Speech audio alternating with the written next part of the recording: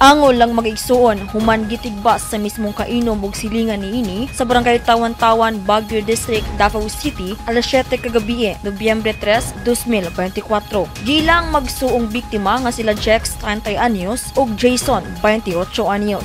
Subay sa investigasyon, bandang alas 7 sa gabi dihang miadto ang duha ka mga biktima sa balay sa suspect nga giila sa kapulisan nga si Alan 44 anyos aron komprontahon kini kabahin sa ilang wala nahusay nga bangi. Apan wala mabantayi sa magsuon nga naa sa ilang likod ang suspect ug gitigbas sila gamit ang sundang nga 55.9 inches ang gitas-on. Kaning duha ka magtuon ma'am is miadto maguni sa balay sa suspect and then wala nila ma-notice wala nilang bantayan ang suspect gayos na silang likod and then gitimba sila mapa. Sinambagay maguni sila tungod sa kahubog and then nalupin siguro siya kay para mag-isa mo nang nimbado siya nagkuha siya sundan.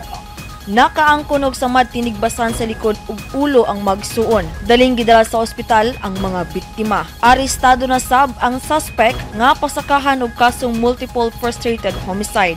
Shiny Bulyaser, Newsline Philippines, stay safe!